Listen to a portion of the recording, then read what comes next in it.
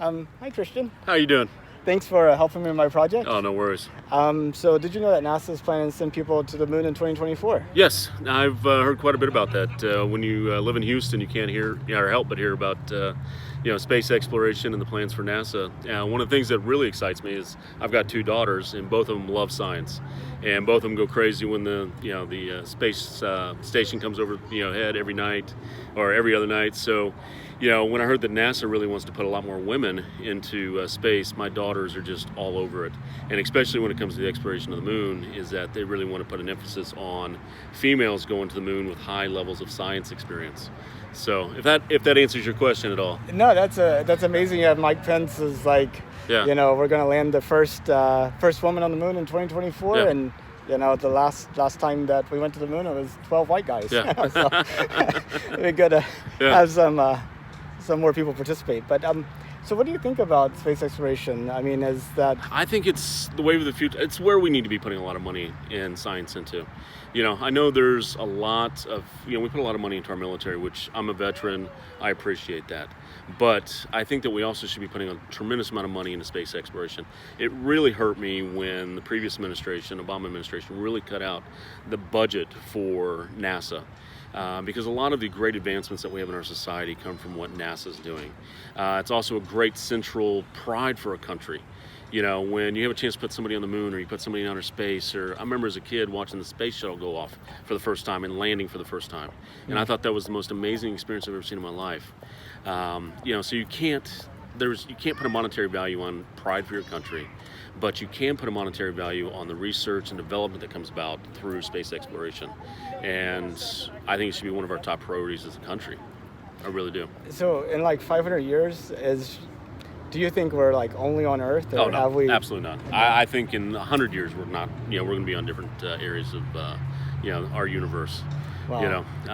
The more they keep coming up with different scientific models for exploration, I think the more incredible it's going to become. It's like go back 500 years. You take a look at the exploration of the Americas, by the Spanish and the Portuguese, Right. And the French.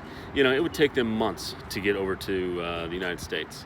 And it's just like us. It would take us months to get to Mars. Right. Okay. Yeah. And now you're hopping on a plane from Houston and making it all the way to London in 9 hours. Oh, I know. Okay? I just did that yesterday. In fact, I left at 1, got here by 6. Yeah. A 10-hour trip. But So I time think difference. that we're just on the tip of what is possible with space exploration, and I think really you take a look at the exploration of 500 years ago, is where we sit as a world.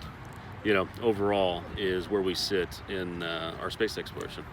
Yeah, it's interesting. One stat, like in 2000, there were, I think, 1.5 billion airline passengers. Yeah. But in 1900, just 100 years before, there were 0. Yeah. So it's like and I think huge change. The commercialization of space exploration, I think, is also very positive. They started same thing back in the 1500s, 1600s. They started to privatize, the exploration of the different countries. The Indian Trading Company, right? And with that became profitability. It created more research and development into ships and boats, and faster ways to be able to transport across the ocean. Same thing also I think is going to take place when it comes to space exploration. Is that with the backings of the countries and the national pride that comes in with that, you're also going to be able to get the private funding that can step in and really advance quite a bit of that space technology. And it's all about competition and It having is. a meritocracy. It is. Competition is great. I mean, take a look, the precinct chair thing I'm running for today. It's about competition, Right. It says in the Bible, Proverbs 27:17, one as iron sharpens iron, one man Exactly. sharpens another. And that can be applied to corporate America. It can be applied to nations. It can, two neighbors competing. Competition is always a great thing. Yeah, I mean, you don't know if first place is fast or not until you look at second place or third place, or you need like people pushing other people to do. So Space Force, Yes. you said you're a veteran. Yes. Any feelings about that? I hope it's properly done. I really do. I hope it's not a gimmick. I hope it's not something that's going to be just, hey, let's, create some flags and let's create some ranks, and it doesn't really go anywhere. I really, truly hope that it is, becomes an opportunity for some really cool advancements. Do you have any interest in traveling in space yourself? I'd love to. I'd Okay. love to. But unfortunately, they take a look at payload size, and I've got a lot of payload on me. So, being a big hefty guy, I'd probably be one of the last ones they'd want to go in space. Well, anyway, I hope both of us get a chance to go sometime. No, it'd be awesome. It'd be incredible. Well, thank you so much. I really appreciate it. Very nice to meet you. Okay.